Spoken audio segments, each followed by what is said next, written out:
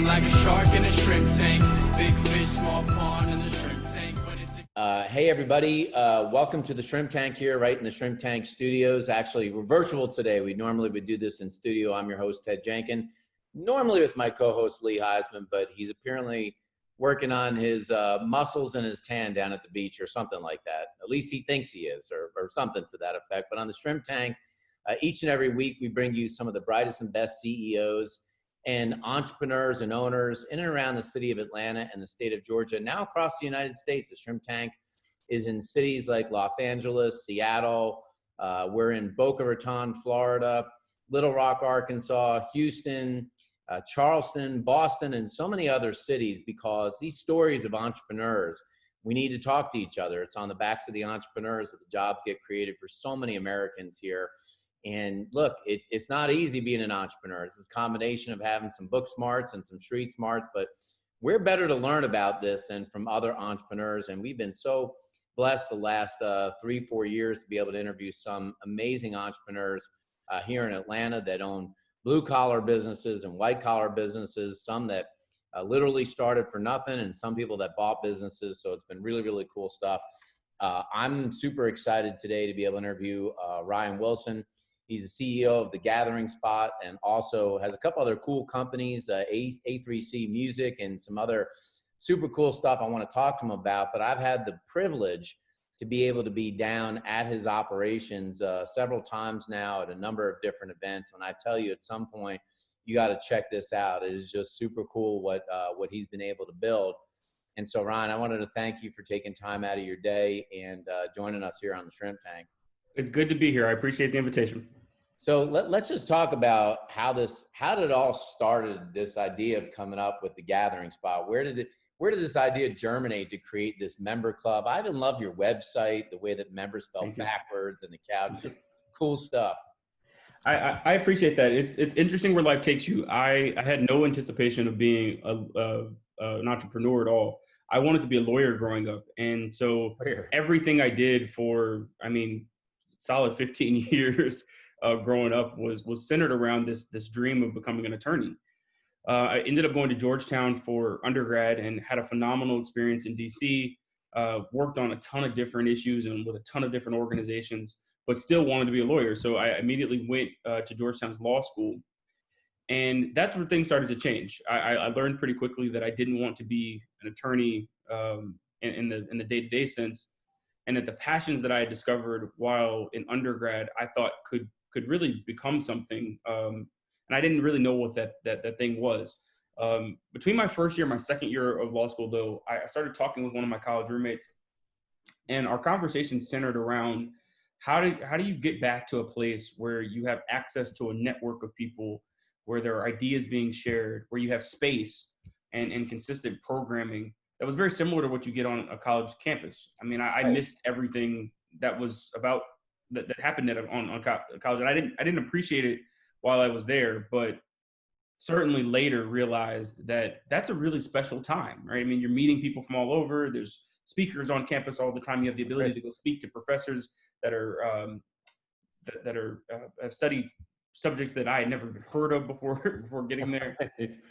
And then it all goes away, right? You're an adult, and if you're like me, I was only really going to be around attorneys. At least that's what it felt like. And so TGS was started with that simple idea of trying to create a space where a community of people could come together. This time a little bit different than what you get in college, but around social and professional development, and generally just wanting to meet good people that are in the city. And so we started our journey out of my apartment in DC. It started out of your apartment in DC? We used to meet every single night, and it was a process that at first we didn't have a ton of direction. The goal of every session that we had was just to try to take some sort of meaningful step. And I was still in law school. My business partner, who would also go into Georgetown undergrad with me, he was working full time in the city. And so we would just work kind of the second shift. Every evening I would get done with class and do a little bit of homework, and then he would come over after work, and we would work until pretty late in the morning.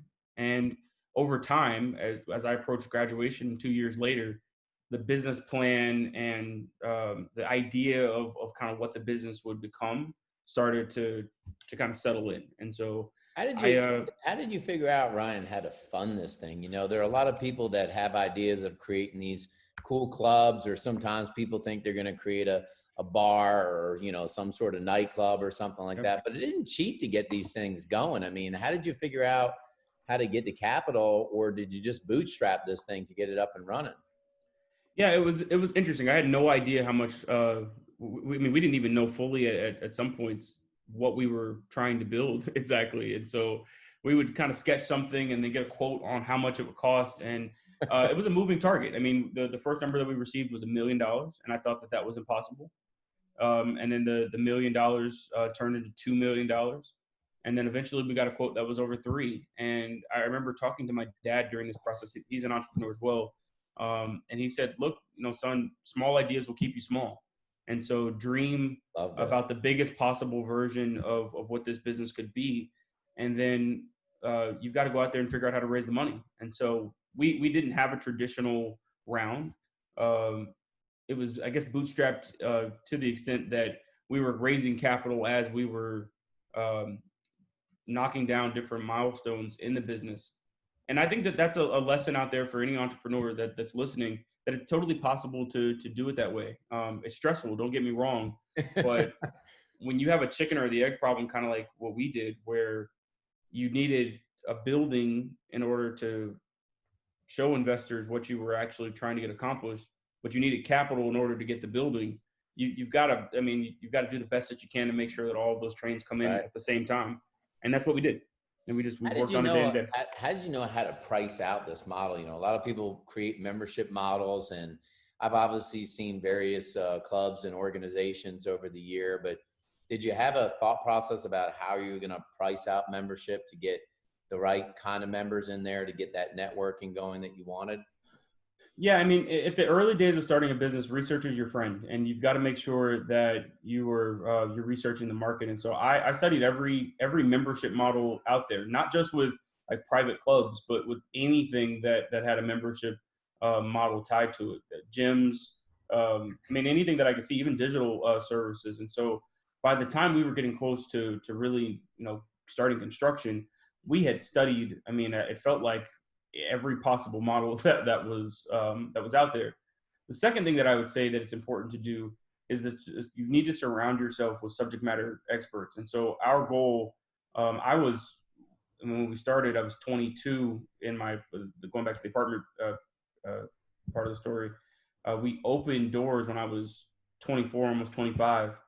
And so my goal was to try to surround myself with people that really knew what they were doing. Top-notch real estate folks, restaurant folks, any vertical inside of the business. I had a go-to person that was able to help me think through and model when necessary different aspects of the business. And so I think that when you're starting out, don't hesitate to make sure that you have the right team around you, and not necessarily even a full-time team, just people that can help you understand different issues, because that's how we were able to get good data back. How difficult is it in a club? You know, a lot of people think, again, about when they think about these kinds of organizations, you know, to get a liquor license and food. And how'd you figure out how to get that all networked in there, besides just getting the space and places for people to meet and network and collaborate and share ideas? Yeah, I mean, I unfortunately think this is starting to become a little bit of a lost art, but it was good old fashioned research. I mean, and I joke sometimes that we're in a generation where it feels like if you can't Google, and you know the first two things that are listed don't give you the answer, then all is lost. Um, we just continued to keep digging. We made phone calls. We talked to. I didn't know what an MPU was, to be honest. I mean, I kind of heard of these neighborhood associations, but we learned about just the process of getting a liquor license, and where we could have hired a particular law firm to help us with that process. I felt like I had done enough study of the process to walk us through it. And so that was one of my main projects for anything administrative for a long time, was just to learn what we needed to do, read the things that we needed to read, sign the things that we needed to sign, and then ultimately make the presentations that we needed to make in order to get those things part of the business. But I, I, that's entrepreneurship to me. It's figuring it out and not really knowing what you're going to need, but being committed that no matter whatever the obstacle is, that you're going to go try to find the answer. So how do you handle the situation that we're all going through now, all of us business owners? It's almost like the one thing that, and everyone's being affected obviously a little bit differently, but this coronavirus hits us and all of a sudden businesses start coming to a halt. Has that had an impact on your business? And you're right, entrepreneurs always have to kind of figure this thing out. How have you tried to handle it during the past 3 months here? I mean, these are difficult circumstances. I think it's important for us to always remember that we're living inside of a really special time. This is a historic event, and there are no good answers or no real playbook to follow here. I think that every entrepreneur and business owners broadly um, should take a moment, right, to really think about your value proposition and your connection to customers. My biggest goal during this time period was to reconnect meaningfully. I mean, since we have a space where people physically come, how are Right. we going to stay in contact with that community of people? I had long said before COVID started and we and the stay-at-home orders were issued, that we were in the community business more than anything else. And because of that, there are ways for us to be able to do our work even though we were indoors. And you've got to be resilient. I mean, part of entrepreneurship is as we just talked about, overcoming different challenges. And this was a challenge for me that was a large one, but not one that we couldn't figure out. And so each day we get up and just try to do our best to tackle the set of problems that are immediately on our plate, but ultimately have optimism that if we continue with that same sort of intensity that I had in my apartment years ago before there was anything to even discuss, that we'll get to the other side of this. So no doubt painful, but there are also good things that have come out of this time period. I think areas of the business that we've been able to explore that we wouldn't have otherwise. And so I'm excited about the future of what we're going to be able to do because we spent these 2 So months do you inside. physically have to do something different now at the club when you think about this social distancing? It's weird to me, Ryan, because there are places it seems like in Atlanta where it seems like nothing happened at all, and then there are other places where you see people just walking around with masks everywhere. I mean, how do you Yeah. handle it where you try to manage risk? I always say, you're not a business owner till you get sued, and you feel like this is one of those ones you don't want to get sued, and it's like, how do you handle it where you open your business up and you're safe for your customers, but you're also try to protect yourself as an owner? I mean, we're paying a lot of attention to local, state, and federal guidelines. I think that's where you start with all of this, and that's where, I mean, as a business owner, you always are making sure that you're complying with different regulations. And so the club has changed a little bit. We've reduced some of our capacity from a seating perspective. We haven't yet brought back in-person experiences, and when we do, we'll kind of phase those in. And we produced a guidance just talking about the best way, that we're going to try to approach keeping the club as clean and as safe as we can. And so far so good. We opened it back up our doors recently, and things are going well. I mean, we're doing temperature checks, and questionnaires are part of the experience, and all of that, I think, at the end of the day, will get us to a point where when things, by way of testing and a vaccine, come around, we'll be in a good position to get back to normal. So I'm optimistic about, again, the future of all of what's happening. I think that really any other emotion is not helpful, and so our team has just been focused on what we can do, and knowing that that we couldn't have predicted that this would have occurred, but we also are confident that the future will be bright for the company as well. You mentioned there are some things that you might have learned out of this. Has there anything changed to develop some sort of virtual networking model, or what did you learn about the virtual world that might stay as the new norm in addition to what you have at your beautiful place? We were already in that business, so I'm really happy that we made. I don't know what made us dive in as deeply as we did late last year, but we had already kind of pursued different virtual options. And so when everything started, it wasn't really a tremendous pivot. We just kind of shifted more of our attention to that digital component. But if you go on tgsconnect.com, you'll see we have recorded, I mean, before this, a ton of conversations. Anything that was happening in the club live, you could watch online already. And any of the circles, which are our small groups that are centered around specific topics, those shifted to formats similar to this. All in all, it wasn't that impactful. Again, our business was already kind of centered around the people element of what we do, and not really on the space component. So while the space wasn't available, the core thing that TGS is about didn't have to change, which I'm grateful for.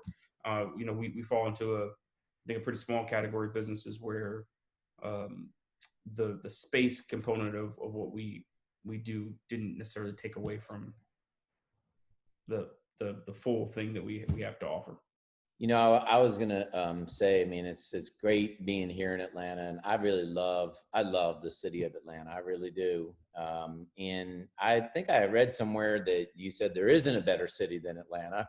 Why is Atlanta such a great place to do business? Because I really feel like it is. It's still, even though we're a big city, I still feel like comparative to other big cities, it's still, people don't realize what a gem it is to be in here in Atlanta. Atlanta feels like a neighborhood, and to me, the good thing about this city that you don't find in other places is, well, it's two different things. One is kind of the spirit of the city. I think that we have a way of doing business, but just in generally interacting with one another that allows us to whether it's socially or professionally, kind of to move faster than a lot of places. But on top of that, I think that the network of industries that we have here puts us at a really significant advantage. I mean, there's not many cities that you can go to where there's a network of colleges and universities sitting next to a network of really large Fortune 500 companies that have a presence or headquarters here, sitting next to a startup and entrepreneurial kind of ecosystem that's increasingly robust, sitting next to a creative community that at this point, the things that are produced here by way of music and film go all over the world.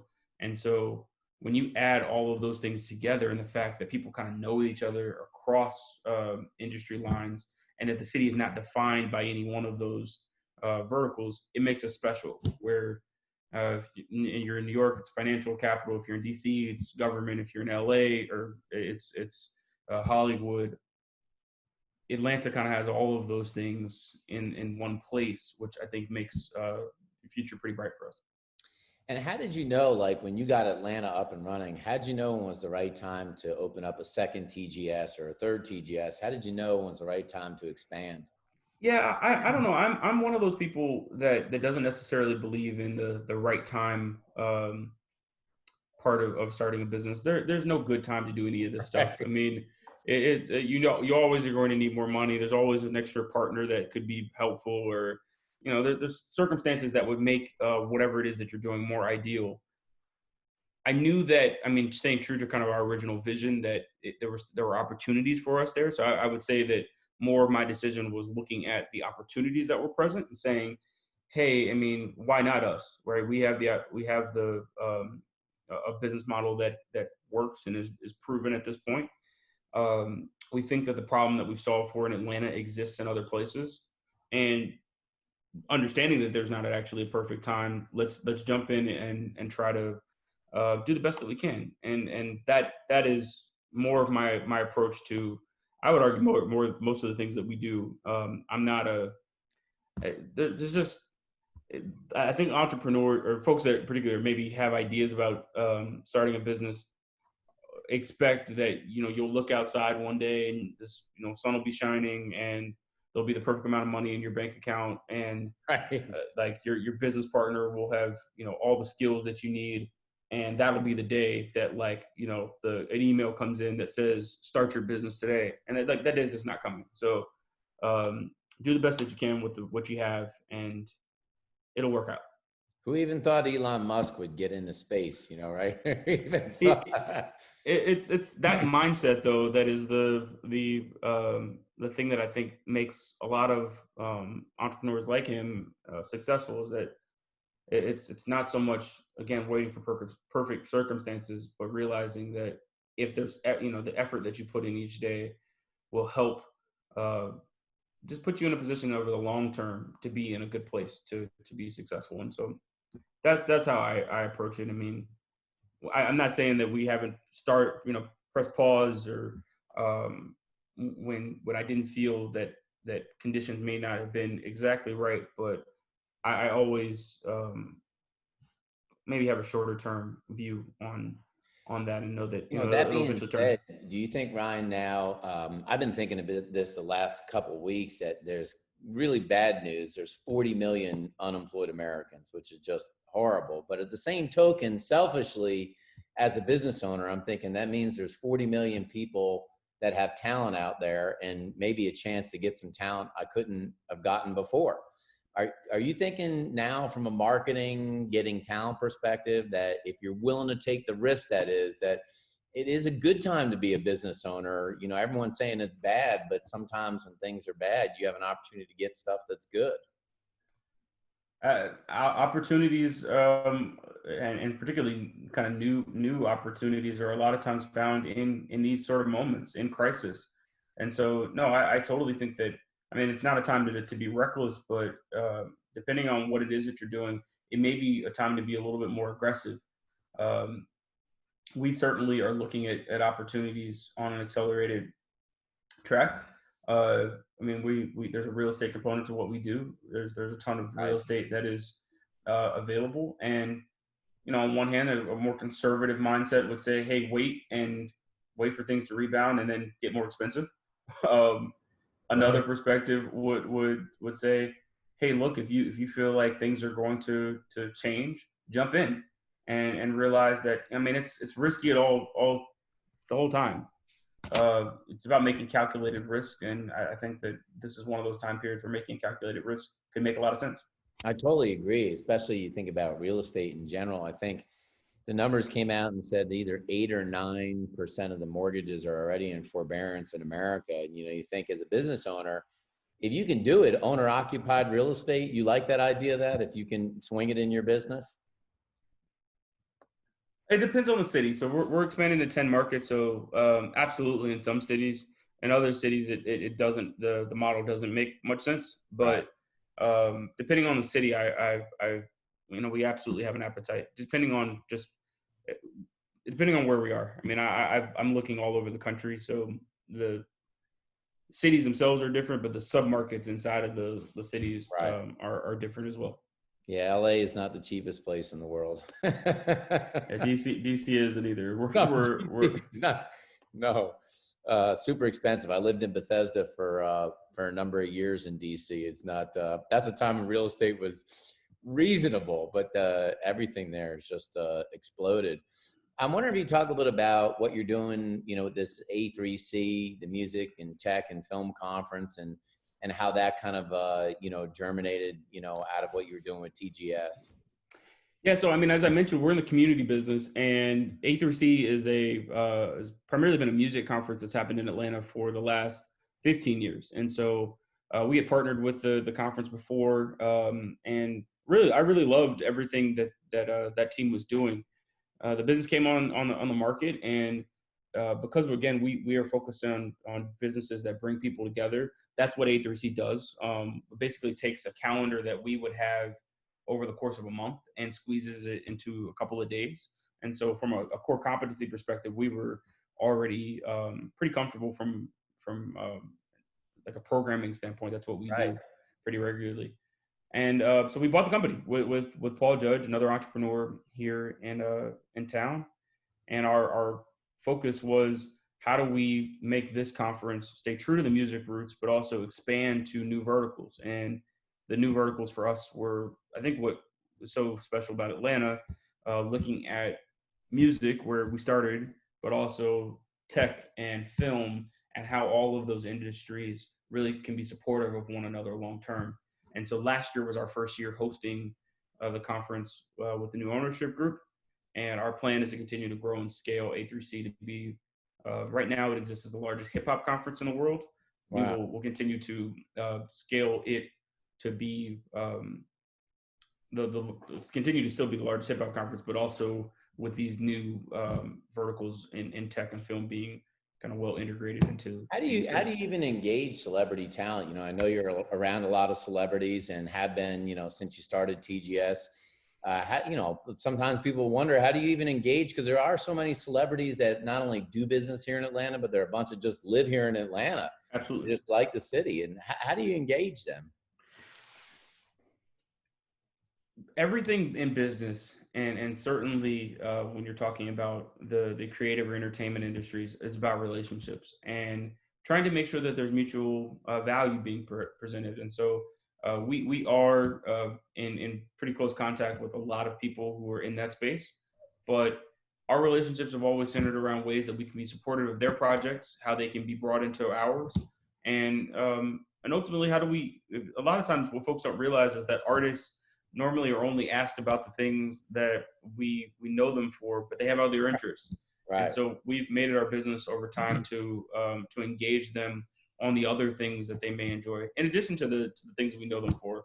But I've always approached it from a different angle in terms of, you know, what other things do you work on, or are you passionate about that we can highlight? And that formula has been, I think, you know, really helpful to us as a business, but also helping us develop meaningful relationships with I a lot saw of folks. Killer Mike got some TV time the other day. He did well on TV.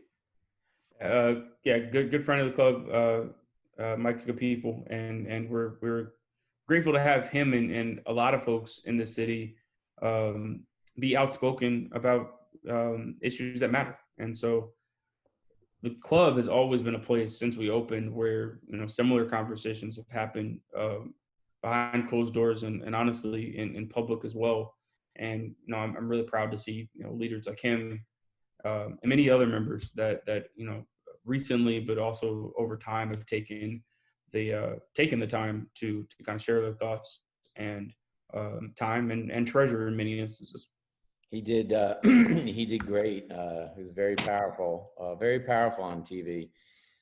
You know, I was wondering, you know, with all your business experience, you know, there are a lot of questions our entrepreneurs get that they always wonder about. You know, one being, is it a good idea to get into a partnership, or are you better off having a business and finding a board of advisors or a board of directors? Because sometimes they say the only ships that sink are partnerships. That's what we hear. So it's like, is there a philosophy you have on that? I mean, somewhat. I think that, so I mentioned I started the business with one of my college roommates. That isn't the reason why we work together, though. I mean, he graduated with a degree in finance and accounting. And so I needed someone when we were at the early, you know, days of this that had that background. I mean, we needed to build models that we could that would allow us to be able to pitch and ultimately, you know, have a business that was successful. I will say that one of the things that we agreed to early was that our friendship and our partnership in business were always going to be treated, to the extent that we could treat them separately. And Right. so if you see us interact at the club, I don't know if you would know that we're necessarily friends. It isn't, that isn't the you know, the thing that's most important to us in that context. And I would just, my advice to anybody that's approaching a partnership, just make sure that the person that you're working with brings value to the organization. I think where things go in a bad direction a lot of times is that you're working with someone that doesn't really bring much to the table. And then that tension is what a lot of times where things kind of get started, where someone is either working harder than the other person, or more committed to the other person, or putting more capital into the business than the other person.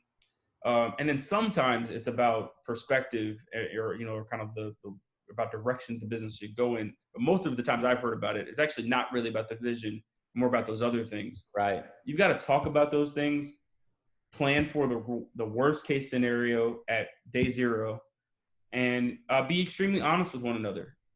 We have a very candid conversations with one another. Again, to the point where I don't know if you would necessarily know that we were friends, but it's important for us to always make sure that there's nothing that's left unsaid, but between us. And so that recipe has gone well, but there has to be a skill set there. I think a lot of friends start businesses where there's no matchup of, there may be a matchup of personality, but there's not a matchup of skill set. And I think a lot of times that's where things don't work out well. I stay in my lane and he stays in his. Some complementary skill sets is the real key to making the partnership work. I do what I do in the business and he does what he does. I don't, when it comes to matters of finance and accounting, I have insight there. I'm making sure that I'm, obviously aware of what's happening, but that is his responsibility in the business to make sure that we're successful. On the other side of that, he's not involved with many of the things that are a part of my core, and they support one another, but we're clear that when a decision needs to be made, that the person that has that responsibility, at least in our partnership, takes the lead with that issue.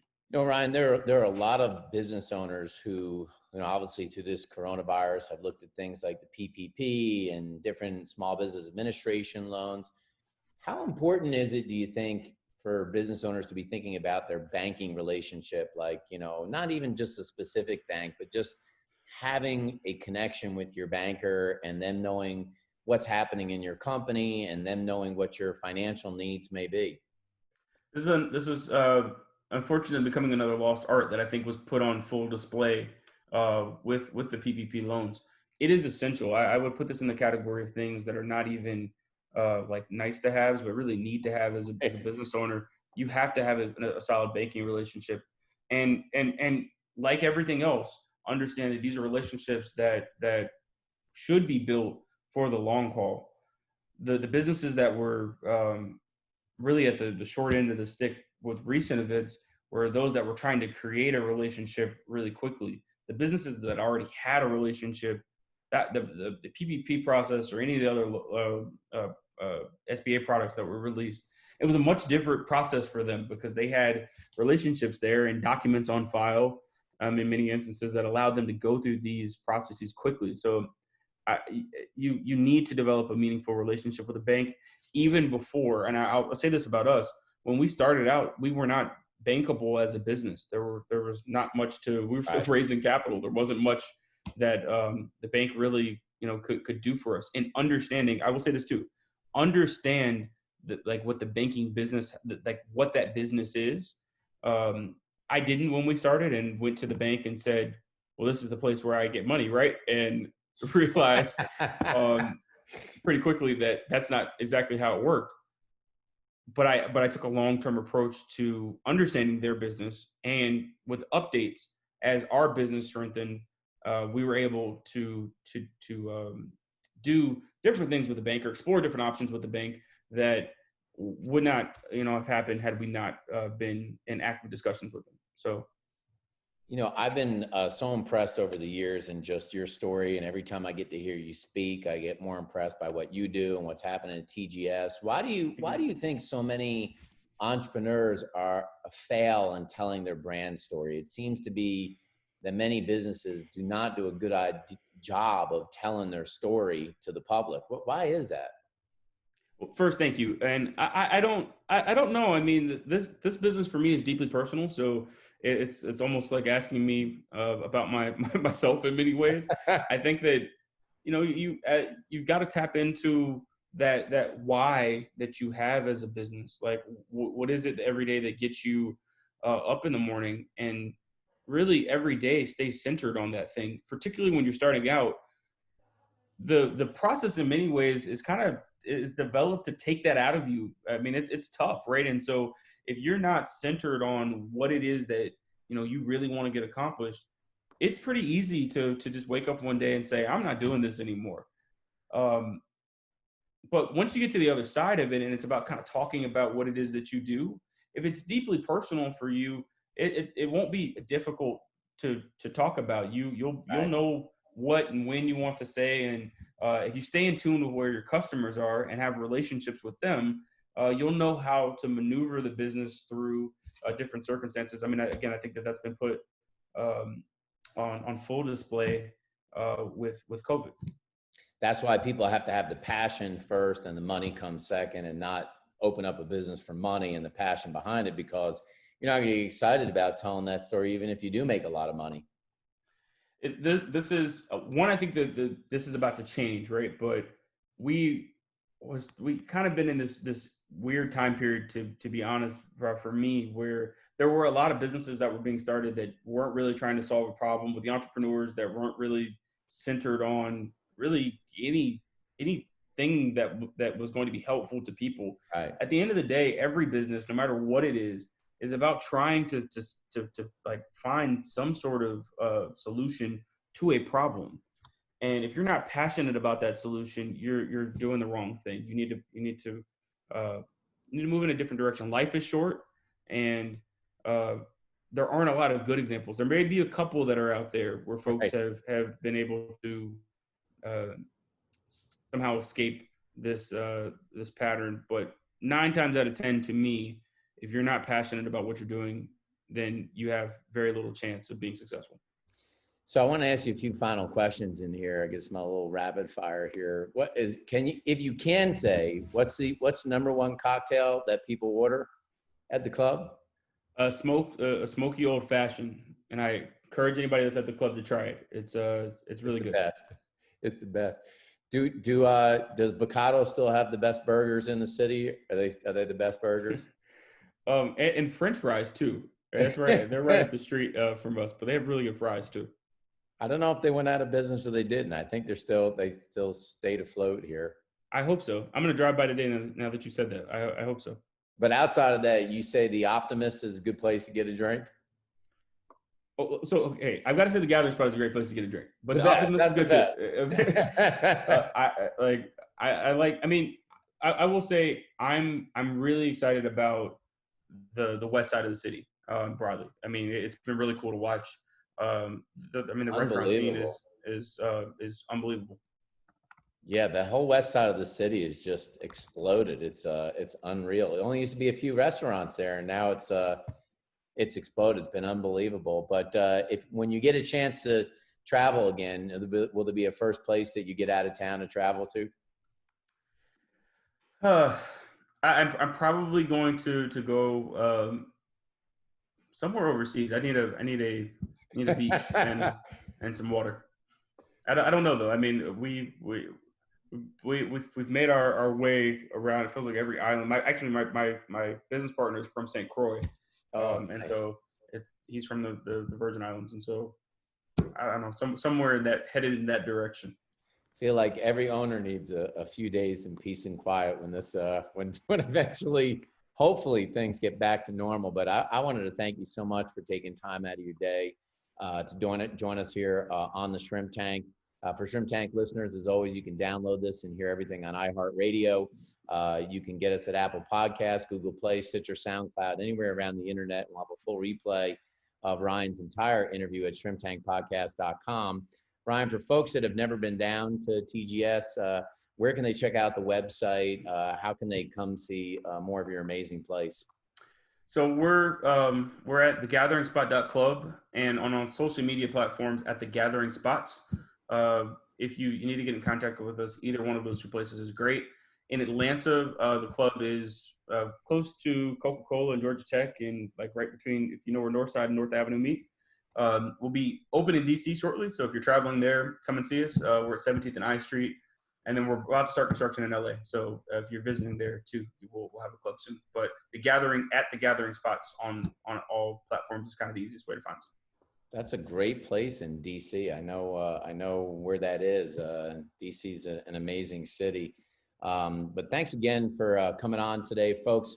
You got to check out his website as well if you want to think about having like the first thing when you go onto a website and it just hits you, and you're like, I got to check out more of this. It's so many websites fail because they don't make that first impression in the first 6 or 8 seconds. Take a look at Ryan's website and you'll get it, what you should be doing in your business. So thanks so much again for coming on the program today. Appreciate your time.